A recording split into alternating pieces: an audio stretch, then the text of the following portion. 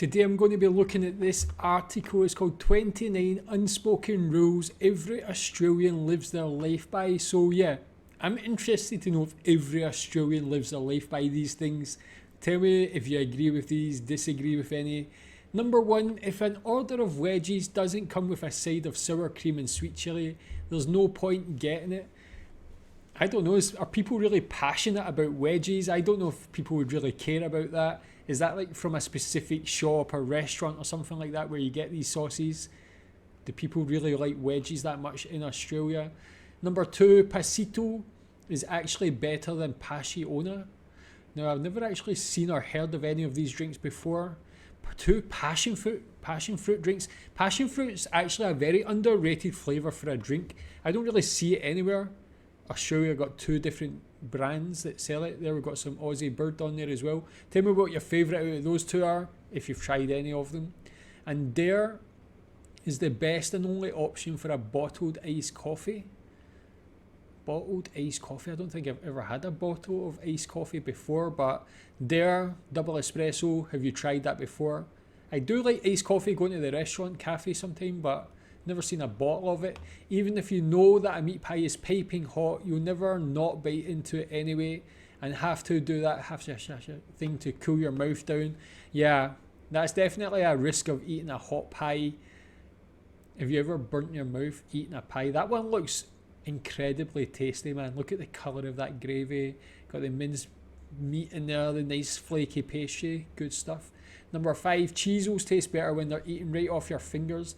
Yeah, I feel like I've seen this on another video before. You know you're Australian when you did this with your Cheezos and ate it off each finger. Have you tried Cheezos before? Is that something you used to do when you were a child? Do you still do it?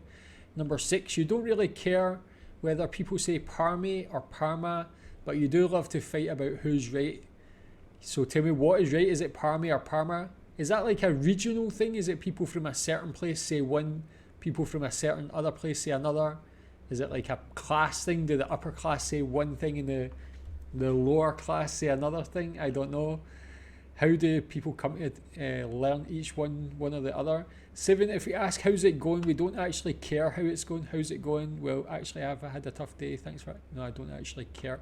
Yeah, I guess like in some countries like the UK as well, sometimes we'll say, how are you? Or something like that, but it like doesn't really have any real meaning. It's just like a greeting rather than caring for the answer. 8, the best way to raise money is with a sausage sizzle. Australian culture is grabbing a charity-run sausage sizzle when you see one, no matter how full you are. That actually looks perfect, man. Look how the nice charred fried onions, the sausage looks good quality, bit of bread there, some sauce. How much would one of them usually cost? What's the best one you've ever had?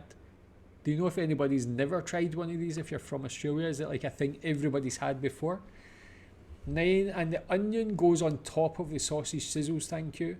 I love Australia so much. In what other place would the nation's leader be asked about a hardware store changing its policy on charity sausages? A journal just asked Scott Morrison about the Bunnings. What's this sausage onion drama? Sausages and bunnies. I know it's a triple. Sorry? Sausages and bunnies. I know it's a privilege in comparison, but it snags interest back. Bunnies is people's. Whether the onions are on top or underneath, I'll always be buying sausages on bread, whether it's at the football, whether it's at Bunnings or anywhere I can assist to those great charitable causes. And can I particularly say to those who are cooking them, who are out there every weekend supporting their local sporting teams or their charities and all the rest of them, how good are you? Such a politician answer as well, man. Did they really even answer that? Should they be on top all the time? I guess that's the same with any sort of burger and things. I think they're like the toppings are always on top of the meat. 10, if you don't wave to the stop sign holder when you drive through roadworks, you're a D-head. Okay, that's fine. Yeah, I completely see that in Australia. People are very friendly. The drivers are always saying thank you, letting you go. When I went to Australia, someone like stopped. Me and my wife were waiting to cross the road, not even at a crossing, just in the middle of a road. And the guy literally stopped his car and just waved us across. We were like, nice, thanks, man. It really felt like utopia. It was amazing. 11, saying that's your mate about people who are definitely not someone's mate is the height of comedy. Yeah, man, definitely we do similar things when we're younger in the UK as well. 12, also when you're telling a story and talking about a stranger, they're always going to be called old mate. Definitely. Is that something you would say as well? Definitely, I've heard that before, old mate being said in Australia. 13, Wi-Fi is never going to be as good as we need it to be. Yes, even with the NBN. What is NBN? Tell me more about that. Australian culture is having to do this at least 6 times a day in your own home. Is Wi-Fi really that bad, man? People keep telling me it is really that bad. I feel sorry for you. 14, we as a society peaked with the Sydney Olympics opening ceremony. Nice. Was it very memorable? I know the one in London was actually very good. It like really represented British culture very well. I guess the Australian one was the same. Maybe I'll try and find a video of that if anybody can link a video to some like highlights of the Sydney opening ceremony. I'll maybe check that out. Forget Elizabeth. Pink is for some reason the closest thing we have to a queen. Why have I seen that before? Do people really like pink that much in Australia? And Andre Rieu is our king, at least for anyone over the age of 40. Okay, I've never heard of Andre Rieu. Tell me more about him. Remember he was on Neighbours. 17, tin beetroot is better than any other kind of beetroot.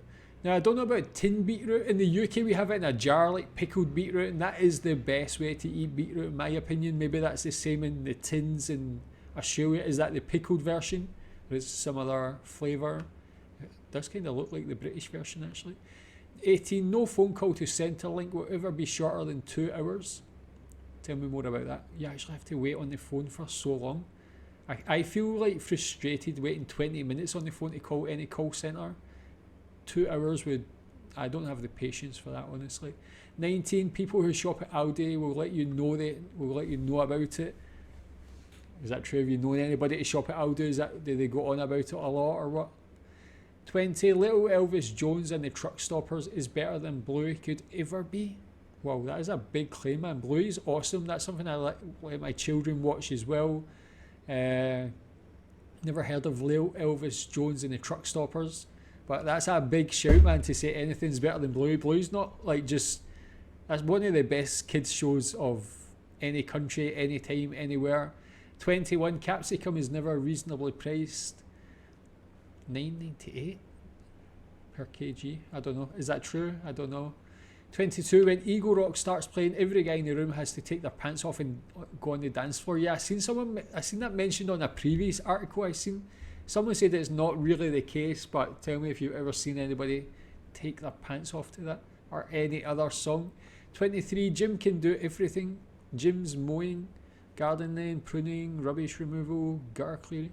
So is this in a certain place in Australia? Or is this just a brand that's all over Australia?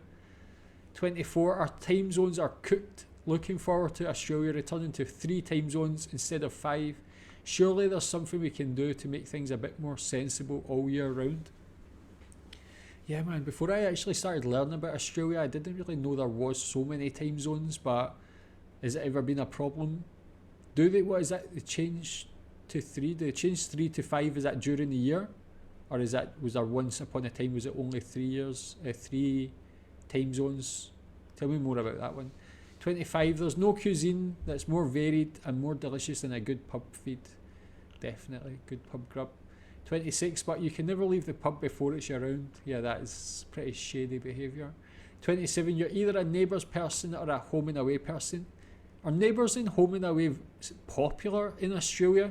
It's mad, like, because they were 2 of the biggest soaps in the UK. I don't know these days if they still are or what the deal is with them, but Neighbours was on at like 5:35, 6 p.m. and another channel was Home and Away, and then they used to repeat the next day the same episodes.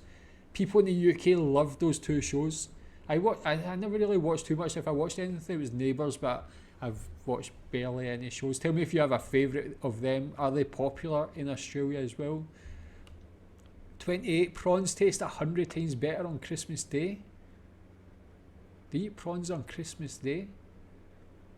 I've never heard of that before. Is that like a tradition in Australia? 29, and finally, the only icon we love more than Steve Irwin is Shane Warne. Whoa, yeah, man.